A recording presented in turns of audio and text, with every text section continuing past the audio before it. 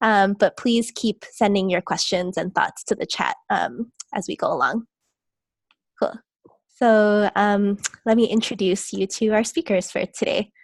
Acid Rem is the Executive Director of War on Want, the radical campaigning charity that works to end poverty and injustice, both globally and in the UK, through its work on workers' rights, trade, climate justice, and human rights. With over 35 years of experience campaigning around social, economic, climate, and racial justice issues, Acid has been involved in and acted as spokesperson for some of the UK's most hard-hitting and transformative campaigns. Thank you for being here. Thank you for that very nice intro. Yimei Ho is the Executive Director of Resource Generation and is currently living on occupied Nacotchtank land, Washington, D.C. Raised by wealthy immigrant parents, Yimei is dedicated to dismantling the model minority myth and organizing young wealthy people for racial and economic justice.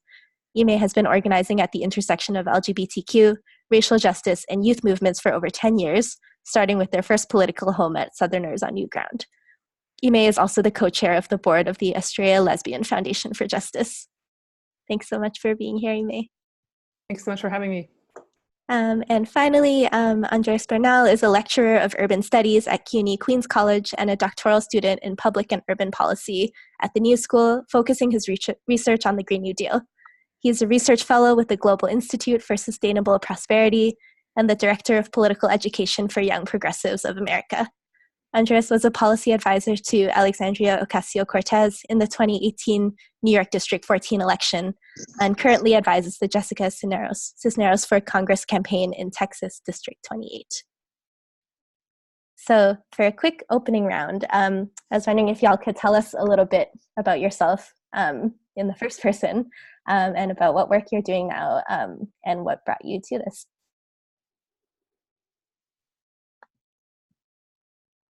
Well, maybe I can begin. First of all, thank you for having me. It's a real pleasure to be here. My name is Andres Bernal. A little bit about myself. I was born in Bogota, Colombia, and I immigrated to the United States when I was 4 years old. And I grew up in the Midwest in the suburbs of Chicago, and then I moved to South Texas, to the border region of the Rio Grande Valley, where I spent most of my life and went to college. And so my background is in philosophy, and I was very interested in the intersection of questions about the meaning of life and what are we here to do and how do we make sense of who we are and why the world is the way it is, and kind of like the political philosophy of that. And so over time, I've tried to answer those questions in the best way that I can. And that led me first to begin thinking about democratic ownership and governance of the economy and of firms. I took a trip to Mondragon in Spain, which is this very big and successful worker-owned cooperative over there. And after that, I decided to move to New York City, which I've been here for 5 years now. And I started a PhD program here in public and urban policy. And about midway through my experience, a dear friend of mine who I knew from about 5 to 10 years before that, because we were involved in like leadership development programs for young Latinx people all around the country. She was like, I'm going to run for Congress, because this was right after Trump had won the election. And she went on this kind of crazy journey after her visit to Standing Rock to protest the pipelines over there. So she started that campaign, and I jumped on board to help out and volunteer. And as time went on, I started to play more of an active role in shaping her thinking towards policy. And I pushed very hard to have the jobs guarantee, the federal jobs guarantee, as part of her platform, and to have certain kind of perspectives on the way that public finance and public budgets actually function. And so my friend turned out to be Alexandria Ocasio-Cortez, and she won, which was a very surprising kind of crazy thing that happened and changed a lot of our lives. And so ever since that, I've been focusing my research on the Green New Deal in its specifics, and traveling the country and now different parts of Latin America to talk about how we can build a coalition of progressive thought to institute action against climate change and you know, transform our lives and our society. So a bit about myself. That's an awesome story. Thank you. Do you want to throw it to someone else? Sure. How about Ime? Thanks. Hi, everyone. My name is Ime Ho, and I'm the Executive Director of Resource Generation. And Resource Generation is a national multiracial membership-based organization in the United States. And we organize young people aged 18 to 35 who are in the top 10% of the economy to use our access to wealth and class privilege to support racial and economic justice. So our vision is to transform this country and this world so that there's an equitable distribution of wealth and power. And we have 15 chapters around the country, and we have over 700 members. And we are also partnered pretty closely with Resource Movement in Canada, which is a sibling organization. And in terms of how I found my way to this work, like Jody shared in my bio, I am the child of wealthy Chinese immigrants who came to the United States to pursue graduate degree education and became white-collar professionals and made our family wealth through business. And so I grew up in North Carolina, kind of living at the intersection of many different worlds, both as an Asian American child of immigrants in the South, when there was not a very large Asian American population, and trying to figure out how did my family belong in this context. And also kind of confusing at the same time, one of only always a few Asian kids at my school, but my family living in one of the nicest suburbs and having a 5-bedroom house. And then I got a car before any of my friends did, and my parents paid for it, and my parents paid for my college education. And so actually having these really clear instances where my own class background and my access to wealth was really different than my peers and even those of my white friends. And so this whole understanding that white people are rich in the United States and people of color are poor or always struggling, we just didn't really fit into that. And I also, as I was just learning more about racial inequality in the United States, just saw how a lot of the time, so many times Asian American communities are pitted against other poor working class people of color as the model minority, and wanting to find a way to dismantle and fight against that in solidarity with poor working class people of color communities. So yeah, that's how I came into Resource Generation, to really bring my full experience as a person of color and someone with access to wealth and class privilege into this work. And I think, as Naomi Klein lays out so clearly in the book, wealth inequality, racial capitalism, deeply connected to climate disaster, and billionaires are the leading cause of climate change. And so our stake in this is the stake that everyone else has. But as upper class and wealthy people, we are the most culpable for what's happening right now, and therefore I think most on the hook as well to do something meaningful about it. So that's why I'm here. So I'll go next then. Hi, my name's Acid Rem. As you just heard, I'm the executive director at War on Want. And we're the radical sort of anti-poverty, human rights and climate justice organisation. We were founded by the labour movement. We're still very rooted in the labour movement. We work a lot with social movements in the global south, providing practical support, amplifying their voice, and situating our analysis on those lived realities, as well as campaigning in terms of the UK. And I suppose my personal background, I was born in Pakistan. I came as a small child as well to the UK, with children of immigrants. I grew up in a working class industrial town in the north of the country, which went through rapid decline as the sort of industrial globalization was taking place. It was a period of a lot of racist violence and the rise of the far right. So my political journey began in sort of anti-racist politics, in black politics, and black as a term of a political consciousness, not colour of skin, and a unifying term that was very dominant in the UK at the time to unite what is now called people of colour.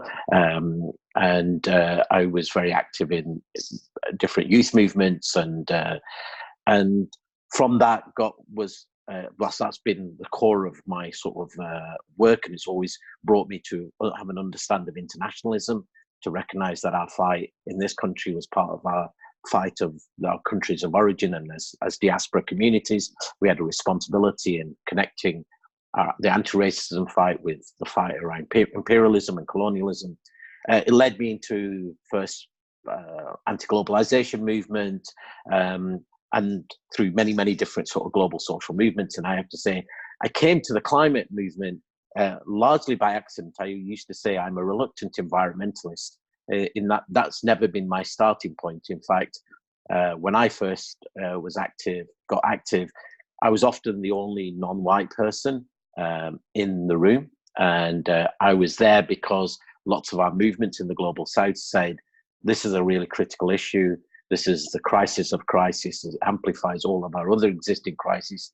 But this movement that exists in the UK and particularly in Europe is overwhelmingly white. It talks about polar bears, and it doesn't situate our realities. And we need to bring that sort of anti-racist global justice perspective to it, which I've then spent quite a lot of time trying to do, to try and connect the climate frame to the issues around inequality and injustice, and situate the realities of the global south, and try and build real solidarity and build the movement, which is the movement of movements. So I've done a lot of work, particularly around the idea of fair shares, of the responsibility of the global north, both in terms of causing the crisis and then having to be responsible both for ensuring they're cutting their emissions in line with principles of equity and justice, but also ensuring that the global south is supported to deal with all the multiple crises that they face. And so I'm now active in lots of different sort of climate justice movements, and particularly sort of people of colour climate justice movements, and I'm part of a much more broader sort of global campaign, which is the Global Campaign to Demand Climate Justice, which is largely sort of southern-based grassroots organisations, and trying to ensure that we reshape the narratives, the demands, and the vision and perspective of the global North climate movement. Thank you all for sharing that. I think stories of our political journeys are so important to the work that we do, and we'll definitely spend more time drawing out these connections that you're all already making. So let's turn to our actual topic of discussion for today. So for this first in our series of book club meetings, we read the epilogue of On Fire Together, where Naomi is giving sort of 9 reasons for why we need a Green New Deal. One of them being that paying for it could actually lead us towards a fairer economy, one with less wealth inequality and class oppression globally. And she says in the book that there are all kinds of ways to raise the money for it, from a global corporate tax rate to ending fossil fuel subsidies, to implementing polluter pays legislation or a wealth tax on billionaires. So the first question I want to throw to all of you is, when we're thinking about how to pay for a Green New Deal, what frameworks for wealth redistribution grounded in addressing historical injustice can we turn to? Now anyone can take a first shot at this.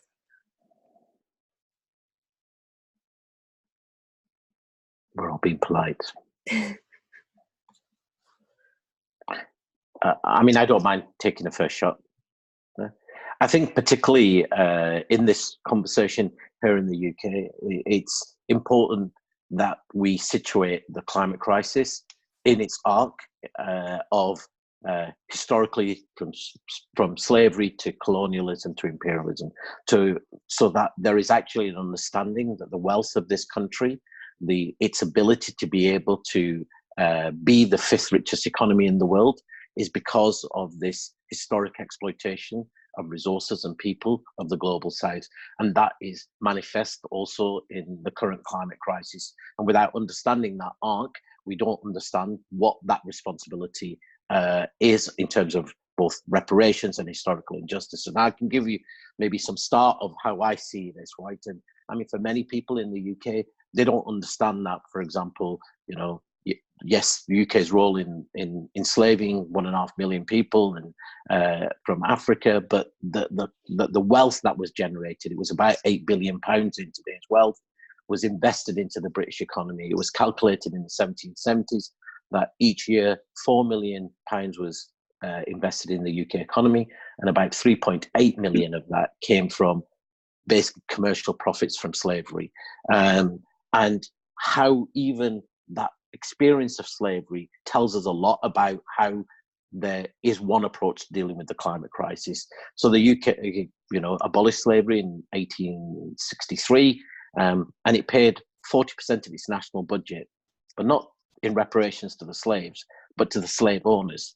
And we only finished paying that debt off in 2015. So here was a British economy which had benefited and then decided to pay compensation to the slave owners, who then reinvested all that money into the British economy. The same with the Britain during the empire. During the period that Britain, for example, was just in India, it's estimated that Britain looted $45 trillion out of India. That's like 16 times the UK's GDP. So when people say to me, well, how do we pay for this? Isn't it unfair that we have to pay for this? I first think I have to tell them the historical story of that every brick and mortar in this country has come from the global south. It's literally the global south developed Britain.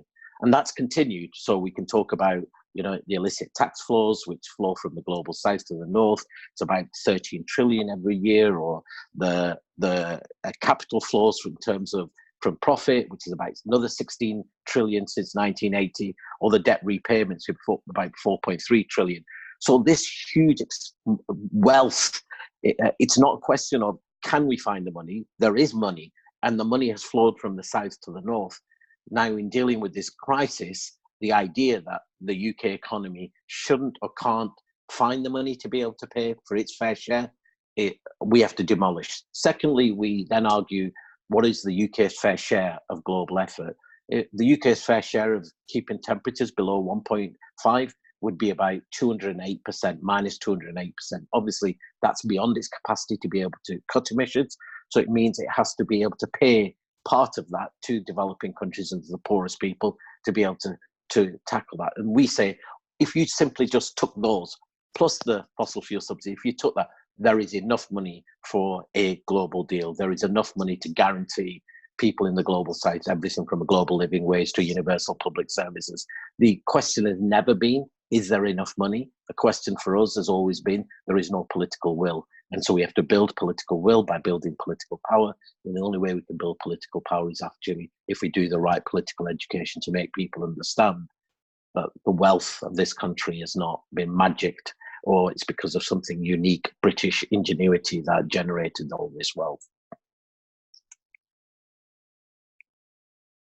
That was great. I think adding on to that, I would say that I definitely share the lens and the analysis that that was offered about where wealth comes from, and having to really ground this story in the history of slavery, of settler colonialism, and of exploitation of people's work to create value that has been privatized. But I think I would even go a little bit further to suggest that we kind of break the way that the contemporary world has financialized our imagination so much to where we see money as this real thing that's kind of out there in like this private form, that is this commodity, right? And we see what's below that veil, that in reality, below these numbers that might appear in a bank account as, really, really high numbers or whatnot, or might, be written on a piece of paper, below all of that is really control. This money gives us access to control workplaces, to control of natural resources, to control of productive processes, to control of infrastructure, to control of our lives, right? And I think like that's a very, very important point to begin to think about how we mobilize ourselves to combat climate change and to address these tremendous inequalities that exist now. So I come from a tradition of macroeconomic thought called modern money, sometimes called modern monetary theory. And what we're trying to do is disrupt a kind of economic orthodoxy that has been dominant, certainly for the neoliberal era of the last 40 to 50 years, that has kind of convinced the world, like I said before, that money is this private thing that's real out there, and we got to find it somehow. Where are we going to find that pot of money so we can do these things that are literally going to save human civilization, right? And so by tracing the origins of money and kind of exposing that historically all it really is some kind of authority or some kind of state that issues a unit of account and manages different kinds of debts and obligations. And in fact, historically speaking, forcing colonized people to adapt a monetary system through taxes has been one of the ways that that colonialism functions. So for example, if you think of like the British Empire going into a country in the global south and kind of telling people, you know, you need to work for our rubber factories or whatever that may be, and people will be like, no, we don't want to. Well, they'll say, well, if you don't pay us this tax in a British pound, we're going to burn your house down, your home down. And so people might be like, all right, well, where do I get British pounds? What are British pounds? I have no idea what that is. And be like, oh, well, it turns out we have this factory over here that's paying people in British pounds. And so you will work there for this and this amount. And so that's kind of like how this current economy was constructed. But that also gives us very important insight into what can be done when we understand that a sovereign state has control over issuing this thing that basically is a legal invention, which is a money itself, whether that be a pound or a dollar or whatever that may be. We understand that really what this is all about is resources and control of them. And so when people ask me, how are we going to pay for the Green New Deal? In the context of the United States and countries like the United States and the United Kingdom, because it works differently for other countries, and that's a very important distinction to be made. There's two answers. The first answer is that Congress just appropriates a budget and you pay for it, and that's how it works. And that's one of the reasons why it's so easy to pay for these wars, because literally Congress appropriates a budget to go to war, it gets through, and that's it. It goes on, right? No debate about where we're going to find the money. It's very rare that we see that kind of resistance that we experience when we're talking about Medicare for all or universal health care or a Green New Deal and these kinds of things. The deeper question is that you know, kind of this neoliberal model has created this obsession with seeing governments like households and, you know, having us all fixated on where are we going to find the money and how are we going to balance our budgets, when in reality, a sovereign currency issuing government like the United States that has dollars, like the United Kingdom that has pounds, like Canada that has a Canadian dollar, always issues money when it owns its own money. And so the question for a Green New Deal is not how are you going to pay for it, it's how are you going to resource it? How are you going to resource a Green New Deal? What are the technologies, the materials, and the kind of labor power that we need to build this kind of economy? And if we run into shortages of one of those things or some of those things, which we might, given the kind of scope and urgency of a Green New Deal, if we really want to get to the goals that we have to get to, there might be a point that we don't have the labor to do it. Well, then we have to ask the question, where can we get those resources from? So that's when we have to see that, well, the private financial banking system uses up all of these resources with their speculation and with their private investment on things that are doing no good for this kind of goal of creating environmental, social, and economic justice. So we might need to issue some credit controls there. We might need to tax some of those people there, not to find their money, but to disrupt their control over kind of resources that they have. Then we can think about a prison industrial complex that has been creating mass incarceration of people, particularly people of color, throughout the United States and the world. And we can say, if we take that on, that liberates a tremendous amount of resources to build a new kind of economy, to build the kind of Green New Deal, renewable, sustainable infrastructure that we need. So that's kind of the switch there that my work and the work of others like Stephanie Kelton, who's one of Bernie Sanders' senior advisor, who spoke with Naomi Klein recently in Philadelphia at a Green New Deal town hall. That's what we're trying to do, to focus the conversation on resources and understand that this kind of closed loop box is kind of a conservative neoliberal project of limiting the scope of our public imaginations. And when we do that, we can also ask ourselves, well, how come, for example, Colombia, the country where I was born, how come they can't do the same thing that the United States can do? Why don't they have the same kind of power to their currency? And the reason for that is because countries in the global south depend on investment from the global north and are in debt to currencies that are not their own. They're in debt to American dollars, and they're in debt to other kind of currencies. So that completely strips away what we call their monetary sovereignty to be able to have a domestic productive capacity. So we end up in situations like Colombia, where there's all these, especially Canadian and American mining companies extracting resources, basically doing economic activity that gives no value back to Colombia, but exports all the value to the other countries. And then in terms of importing things like technology and food and all the things that people need. And so it's a dependency relationship that has stripped away, as I said, the global South's capacity to have their own internal domestic capacity to build. And so we have to disrupt that. We have to disrupt those kinds of relationships so that we can create real agency in the global South. And I think there's many ways of doing that. I think one way is, and we have a responsibility through our foreign policy to take responsibility for what we've done. And one of those things is to forgive and cancel the debts that we've imposed on the global South through the IMF, through the World Bank, and through our own policies. Another thing we can do is to open up intellectual property rights. So, some politicians are out here saying that the United States should monopolize green technology and sell it to the rest of the world. And that, of course, reproduces this dependency model. And so I think that we have a responsibility to have open source intellectual property for green technology, whereby anybody can access it and use it for these kinds of agendas.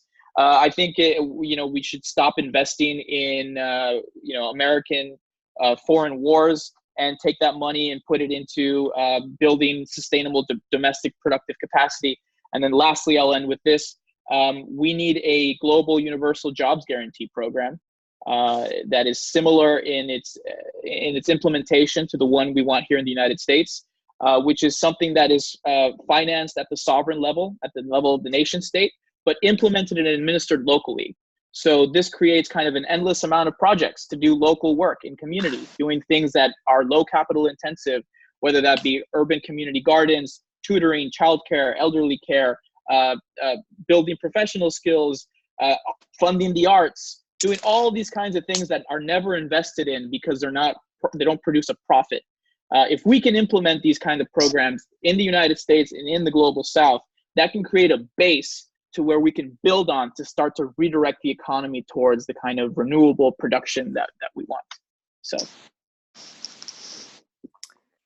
Yeah, thanks, Ciel. I think I would just add, I think one of the questions was what frameworks for wealth redistribution I did want to lift up the framework of just transition. And this is put forward by the Climate Justice Alliance based in the United States, an alliance, a coalition of people of color, indigenous people. And the just transition is a set of principles and practices that build economic and political power to shift from an extractive economy to a regenerative economy. And this means approaching production and consumption cycles holistically and waste-free. The transition itself must be just and equitable, redressing past harms and creating new relationships of power for the future through reparations. And if the process of transition is not just, the outcome will never be. So just transition describes both where we're going and how we get there. So I wanted to, some people might be familiar with this, some others might not, and I thought it was really important to bring that framework into this space as in following the leadership of those most directly impacted by environmental racism and those who have been calling for environmental reparations for decades. And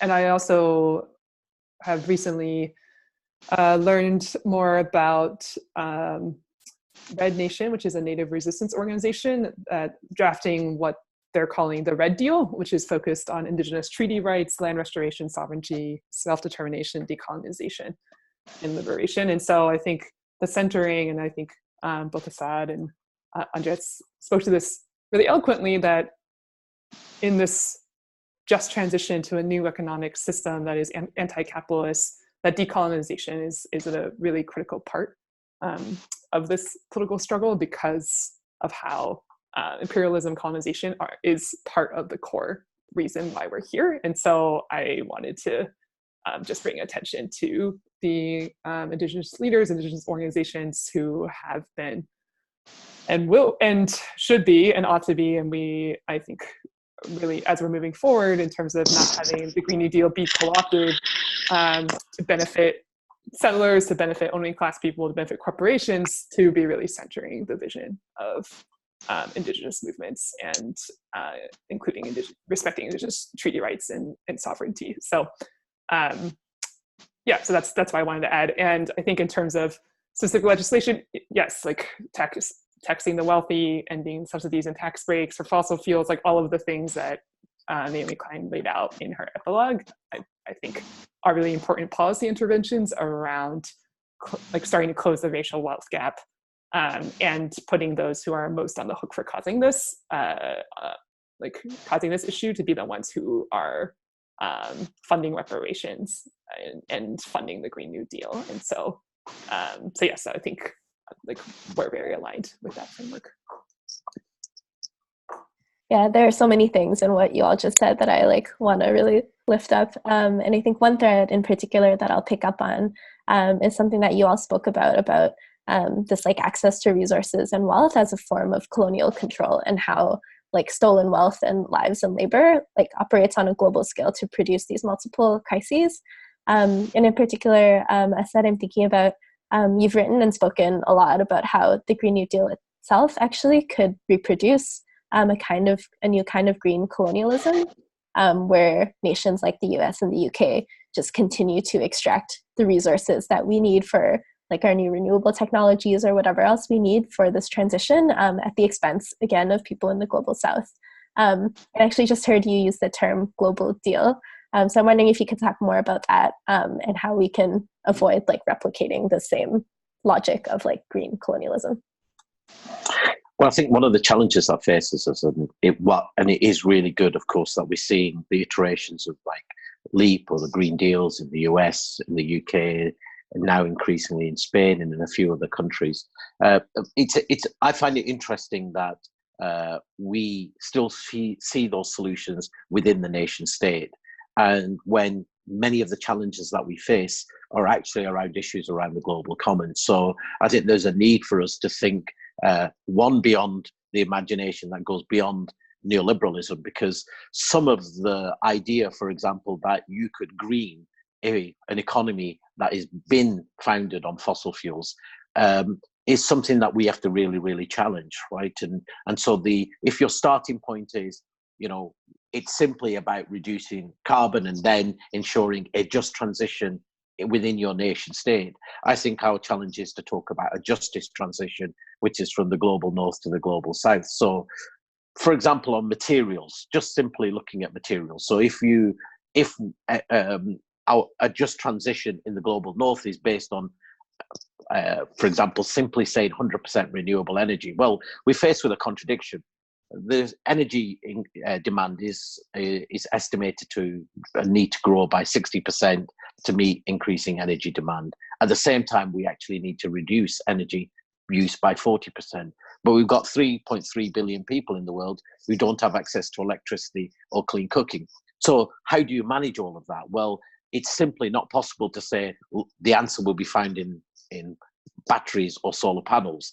The answer will be found in thinking about energy in a very, very different way, thinking about socially productive energy, thinking about who controls energy, thinking about energy as a public good. Because what we don't want to do is, of course, simply move from fossil fuel and the model of extractivism that generates from fossil fuels, which of course powers both the British economy. 22% of the British economy, it comes from the City of London. Of that, a third of the value is from extractive industries. British companies own $1 trillion worth of wealth of minerals from in the African continent, more than all the GDP of all the sub-Saharan countries put together.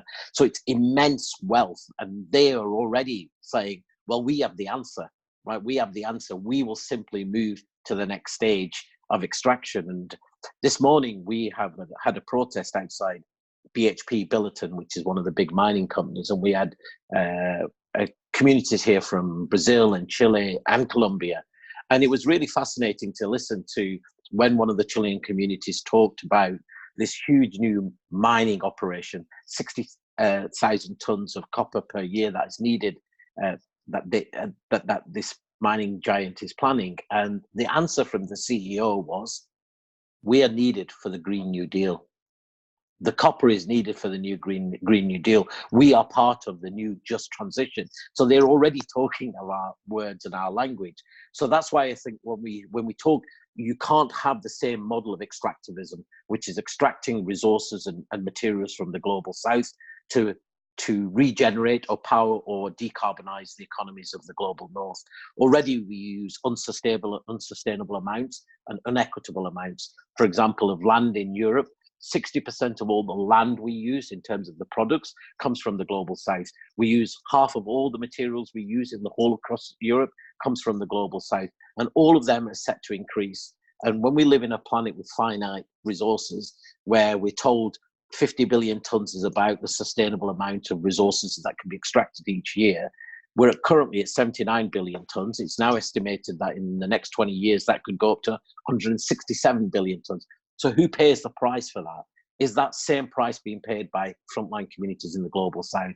Are they going to face the new wave of extraction, of land polluted, of water polluted? And when we think, half the world's population and already face issues around water scarcity and water access, this is the new model of mining. So that's why I think our imagination has to go beyond the idea that a just transition is simply about shifting away from fossil fuels. I think it has to go to ask that bigger question: what is the economy for? What is productive? What is socially useful? And does everybody have the right to a dignified life? And what does that mean? So when we talk about the right to a dignified life, of things like a global living wage, universal public services, all of those things, then we start from a very different point than the one where I think some people start from, which is, a Green New Deal is simply about transforming our energy system and ensuring workers in our own nation state are protected through jobs guarantees, etc., which are all part and parcel of the story. But I don't think they're the only part. We have to go beyond that. We have to show we're truly internationalist, because these are of course a crisis of the global commons. So it's fascinating, because of course then it brings you to much bigger questions, like the same question around food.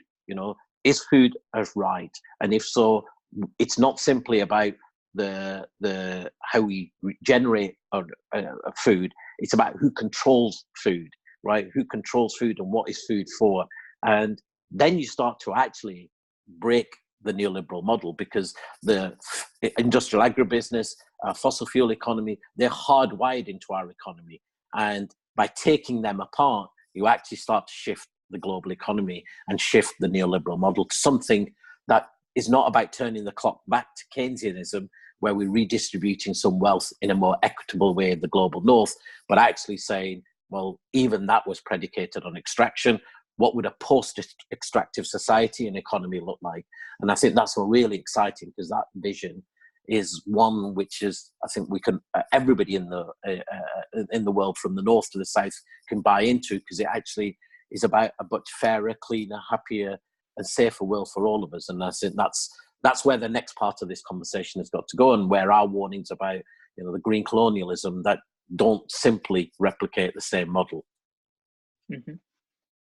Yeah, I'm really struck by this idea of needing to expand our political imaginations and not be thinking about the Green New Deal as something that actually requires the same model of extraction. And Andres and Ime, I'm curious if there are any stories or messages that have been resonating with your communities or people that you're organizing with.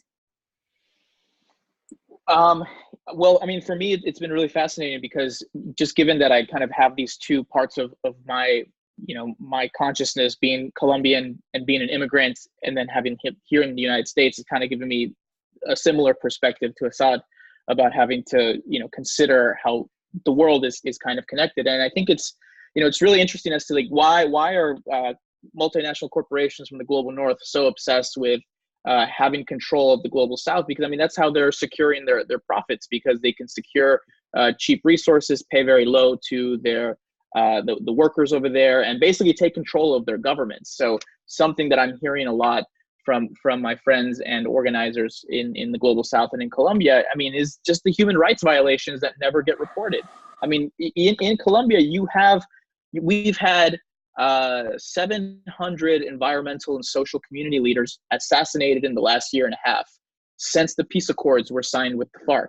And, you know, people wonder, why do violent and armed revolutions happen? I mean, communities are constantly under attack. And if you try to do it a politically nonviolent way, if you try to organize against these things, your life is in danger. And this is something that's happening now, right? And we never talk about this in the kind of mainstream media in our countries. And so if we were to kind of challenge this notion that I think a lot of elites want to stress, that we depend on them. You know, we depend on them for investment. We depend on them for economic security. If it wasn't for that, we depend on them for their money even. And if it wasn't for them, everything would kind of collapse. When we start to challenge that and we kind of say, well, first of all, money doesn't grow on rich people, and value and wealth comes from the productive labor of people and our own creative capacities, then I think you know, that's kind of what resonated with me with what Assad was saying. We can begin to consider how we can build systems that create like sustainable food production at the local level that don't rely on the exploitation of nations or regions that are politically subverted to hegemonic powers. So that's kind of, and then also, you know, in terms of the United States, many of the communities that I organize with or that I listen to, you know, when we think about the Green New Deal, obviously there's a connection to the original New Deal, right? And the kind of the story of Keynesianism and all of that. And it's a kind of a contradiction and a tension there, because on one hand, the public works programs were able to create a lot of very, very important and good things. But on the other hand, it excluded a tremendous amount of people from any of the benefits. And it also kind of rationalized this war economy that we've had ever since then. And I think a lot of that came from, you know, the bits and pieces of Keynes that were interesting and important and that were leading towards, you know, before he died, he was talking about the socialization of finance. Those things were immediately co-opted by mainstream economists and orthodox establishment politicians and twisted around into like their own vision or version, which is what happens with any really good idea that they're under threat of being completely co-opted. So yeah, I agree. I don't think that just kind of relying on the old school model of the welfare state will be enough. But I think that we need to take what was interesting about that and reformulate it with the demands of the kind of current world, and with the internationalism that I think is absolutely key.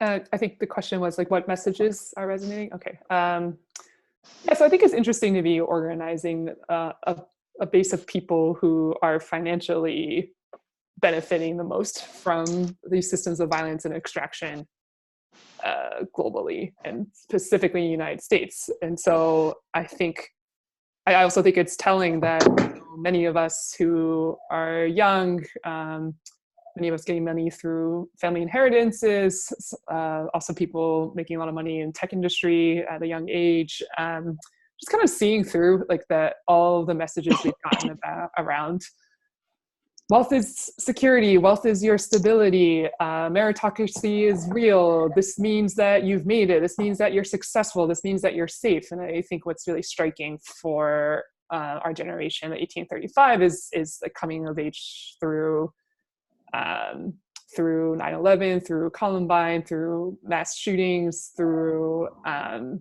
stolen elections, through climate disaster, that actually the sense that even those of us who are in the owning class, in the top 10%, who have had all of our material needs provided for us, this general sense of actually this world isn't actually safe, because there's the systems that have actually maybe financially benefited our families are harming so many other our global, our environmental commons, our relationships, our families, and the people we care about. And so I think it's what I've seen really resonate is speaking to that you know, we've been taught all of our lives that we can fill that sense of fear and isolation by hoarding more money.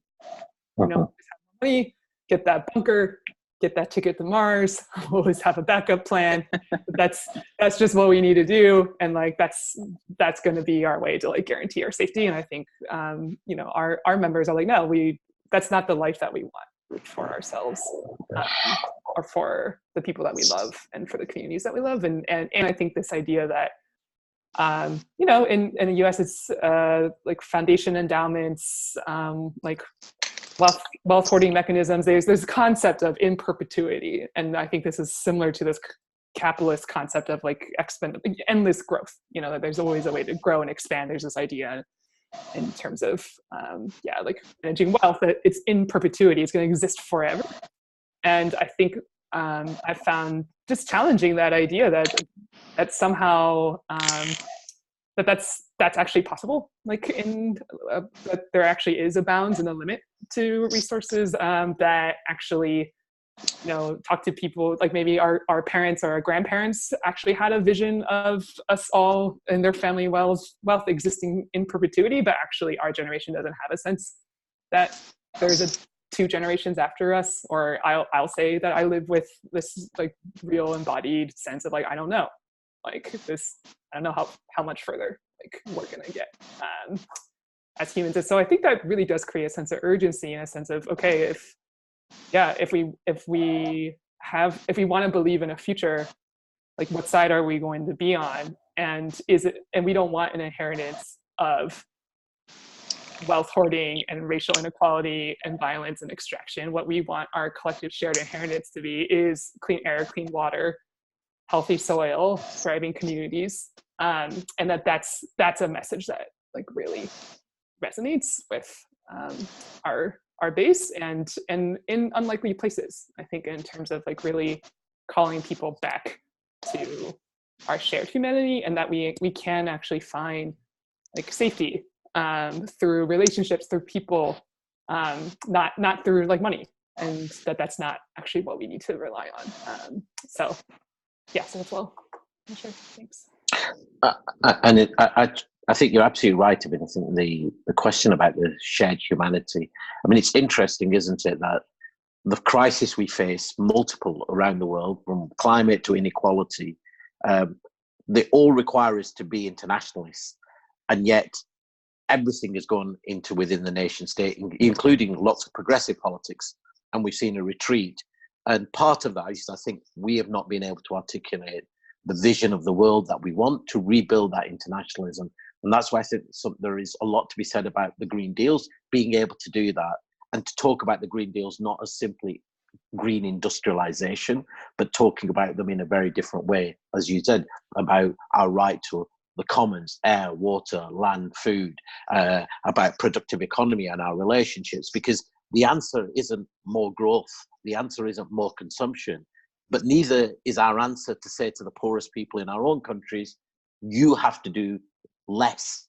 I think we have to be talking about, we want a better economy, a more fair economy, and try to recognize that, you know, whether it's the poorest in the global north or the poor in the global south, they can't pay the price for these transformations, but we need their social license. We need them with us to build the movement, and we can only build a movement if they see themselves within it. So, you know, we have a debate here where, you know, some of the labor movement say, well, the answer is electric cars because then we can protect our car industry and that would be great. But that's nuts, right? I mean, mining itself is responsible for 20% of global emissions. No, we should be talking about free public transport for absolutely everybody. We should be talking about how do we build and reconfigure our towns and cities to ensure people have this healthier lifestyle. They don't have to commute. And we have to reimagine the town cities that were imagined only for the vehicle.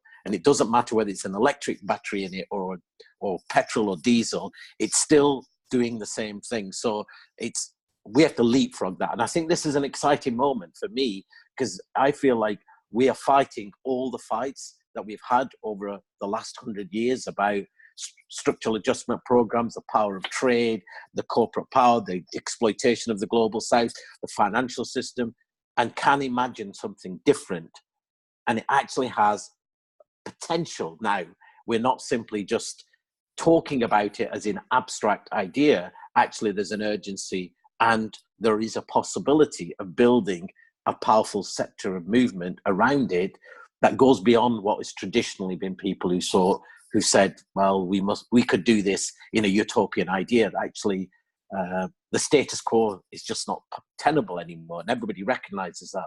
And I think that for me, the big question is going to be, is it our vision that's going to win?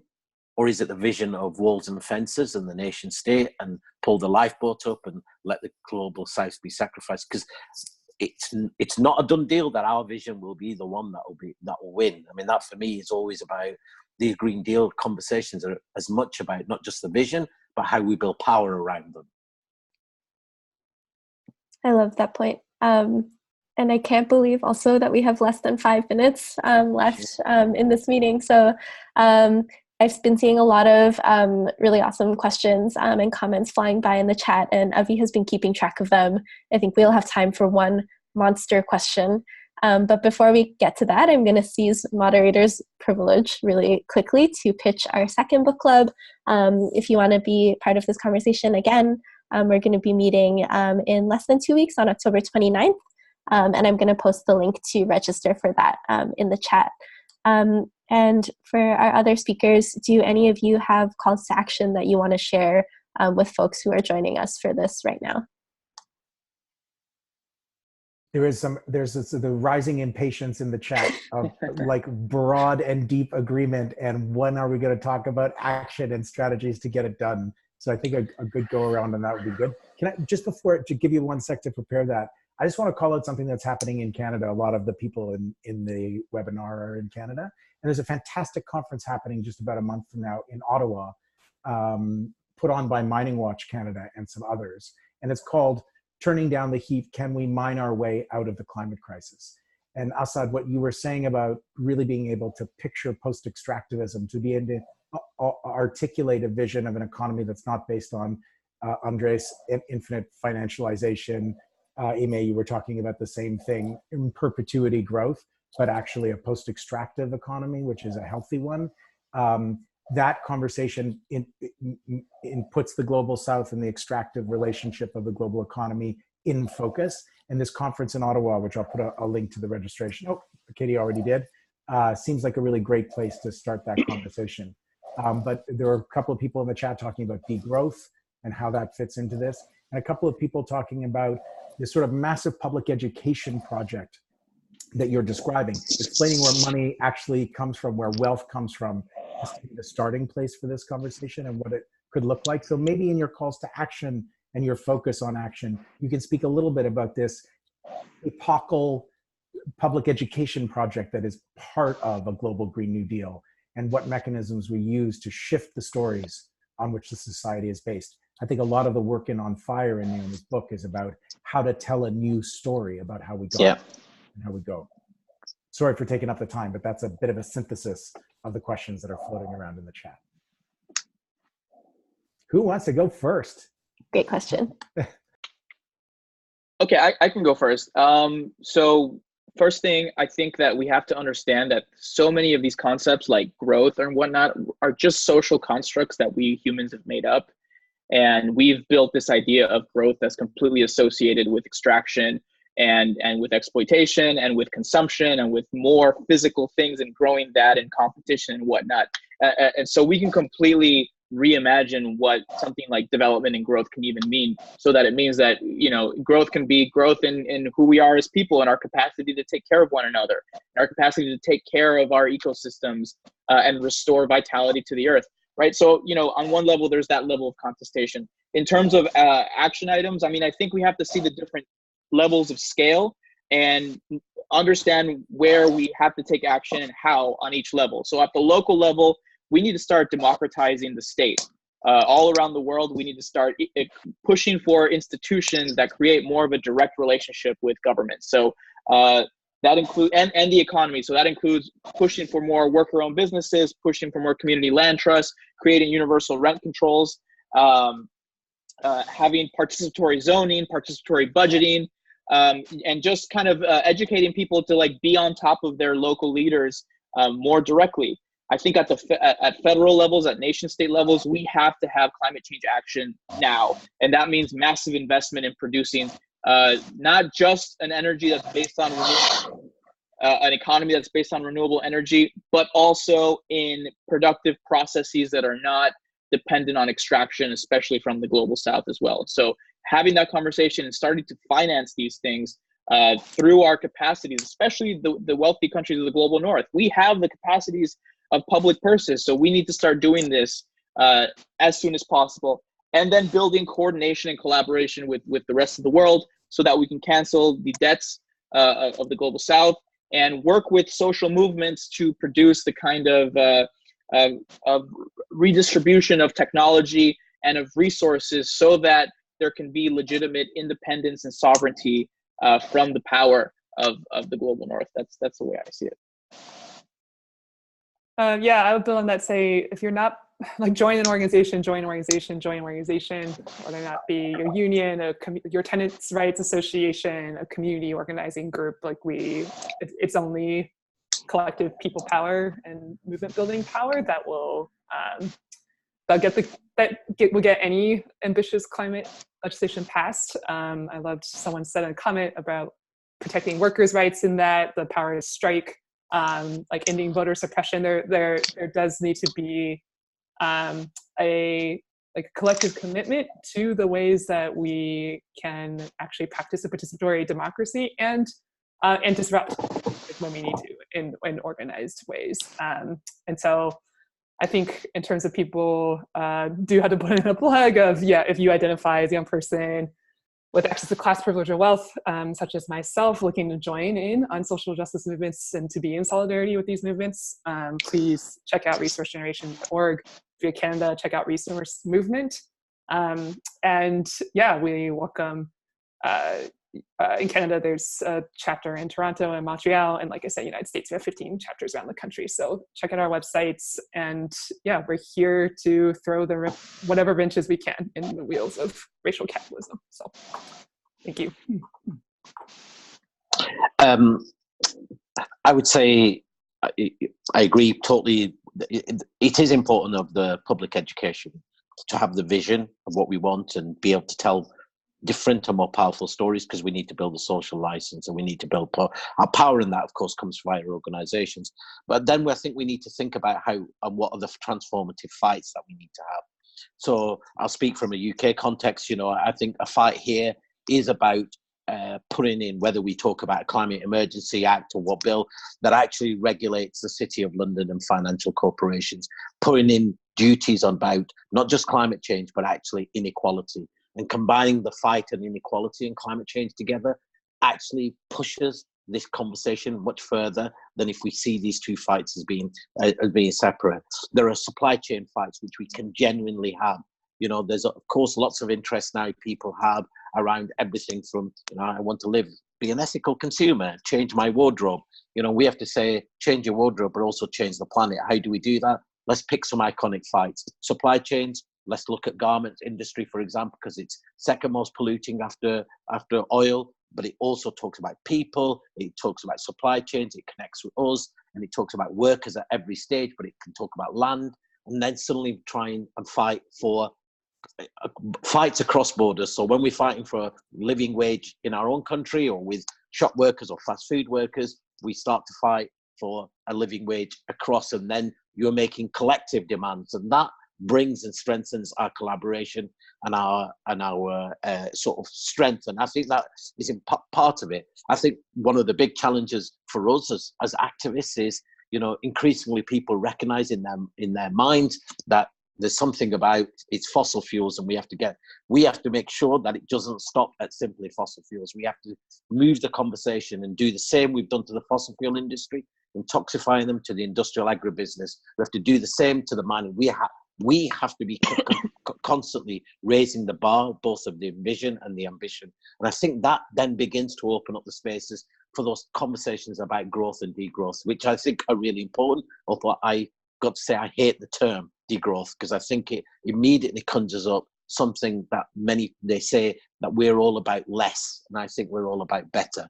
And so having the right language and having the right narrative is really, really important. Do you have any calls to action for folks who are? We've got loads of calls for action. As we're doing, we target a lot of the mining companies.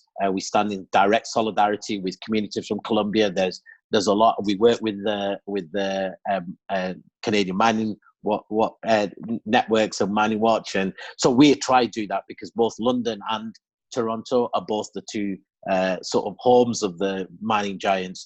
We say, for example, we work in solidarity with the Fight for 15 and try and connect the McStrikers here with there and try and do that international. How do you take down multinationals?